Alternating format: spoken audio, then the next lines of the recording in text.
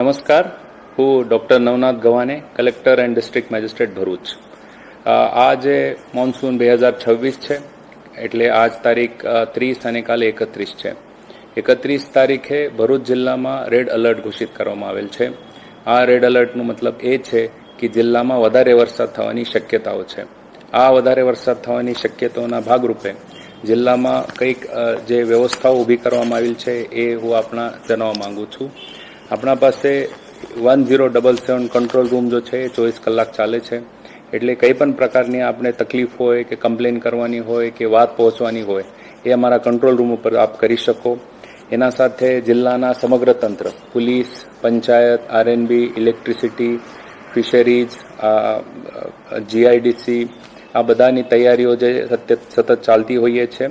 અને એ તૈયારીના ભાગરૂપે આપણે બધા તાલુકાઓમાં અલગ અલગ ટીમોની રચના કરવામાં આવેલ છે. આ ટીમો સતત જો છે પરિસ્થિતિના ધ્યાને રાખીને હાલ જે છે ફિલ્ડ ઉપર ઊભી છે. આપણા પાસે 20 બોટ ફાઇબરની છે, 6 બીજી બોટો છે. એટલે એ બોટોનું પણ આયોજન કરવામાં આવેલ છે. એનડીઆરએફની ટીમ આપણા અહીંયા ડેપ્યુટ કરવામાં આવેલ છે. એના સાથે એસડીઆરએફની ટીમ પણ આપણા પાસે ઉપલબ્ધ છે. એની જે વહેંચણી છે ડિસેન્ટ્રલાઇઝ એ પણ આપણે નર્મદાની ઉત્તર દિશાના અને નર્મદાની દક્ષિણ દિશામાં આપણે કરવામાં આવેલ છે. જ્યારે 2023માં ભરૂચમાં જે વધારે પૂરની પરિસ્થિતિ નિર્માણ થઈ હતી એનો અમે સમગ્ર અભ્યાસ કરીને 81 જેવા ગામો અમે મેપ કર્યા છે. એમાં 6 થી 7 હજારની વસ્તી અફેક્ટ થઈ હતી 2023માં.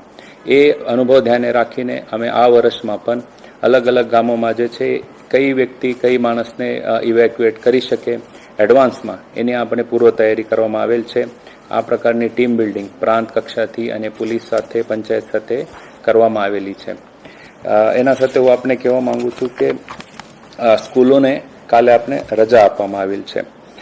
આપણા માટે એક મહત્વનું એક વિષય હોય છે કે સરદાર સરોવર ડેમની સપાટી એ અત્યારે 128 મીટર જેવી છે. જ્યારે સરદાર સરોવર 132 મીટરને ક્રોસ કરશે એટલે 132.65 મીટર ત્યારે અલર્ટ લેવલે આવી જશે. એટલે 70 થી 80% ડેમ જો છે અલર્ટ લેવલે છે. ઉપરવાસના જે વરસાદ છે સરદાર સરોવર ડેમમાં એ અત્યારે પણ -10 થી -50% છે. એટલે એનું ડિસ્ચાર્જ થવાની શક્યતાઓ જે છે એ આ 2-4 દિવસમાં ઓછી છે. ત્યારે પણ આપણે છે એ બધી તૈયારી કરવામાં આવેલ છે.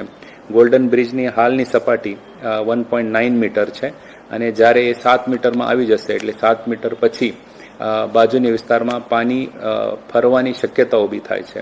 એટલે આપણા પાસે એક સફિશિયન્ટ સ્પેસ અત્યારે પણ છે, પરંતુ તાકીદારી બધાએ રાખવું જોઈએ. આપણે થકી હું કંઈક સૂચનાઓ આપવા માંગુ છું. ખાસ કરીને દરિયામાં ખેડતા માછીમારી કરવા માછીમારો બંધુ ભગીનીને મારી વિનંતી છે કે આગળના 2-3 દિવસમાં કોઈ દરિયો ખેડતા નથી. આપણે તાકેદારી રાખીને પોતાને સુરક્ષિત રાખવાની જરૂરિયાત છે.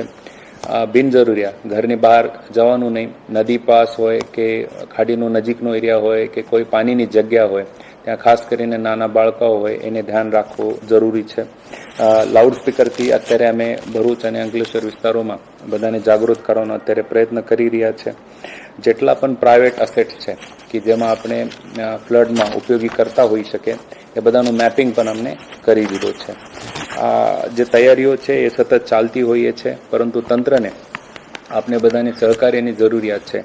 આપણે બધાને એ કહેવા ઉપર બહુ આનંદ થાય છે કે 400થી વધારે વોલેન્ટિયર્સ પોતે સામે આવીને તંત્ર સાથે કામ કરવાની ઈચ્છા દર્શાવી છે. ઘણા બધા એનજીઓ સામે આવ્યા છે, ધાર્મિક સંસ્થાઓ સામે આવ્યા છે, જનપ્રતિનિધિઓ તો અમારા સાથે સતત હોય જ છે. એટલે આગામી 3 દિવસ માટે હું આપને નમ્ર અરજી કરવા માંગુ છું કે કોઈ પણ પ્રકારની રિસ્ક તમે લેતા નથી. કઈ જરૂરિયાત હશે અમારે કંટ્રોલ રૂમને તમે ફોન કરી શકો. મારા બધા ઓફિસર્સનો નંબર પણ પબ્લિકલી જાહેર છે. આપને કંઈ પણ જરૂરિયાત પડે આપ કૃપા કરીને એમને સંપર્ક કરશો. આપણે બધા એક સાથે રહીને જ્યારે કોઈ પરિસ્થિતિ એવી આવે ત્યારે સાથે મળીને એનો સામના કરીશું. જય હિન્દ.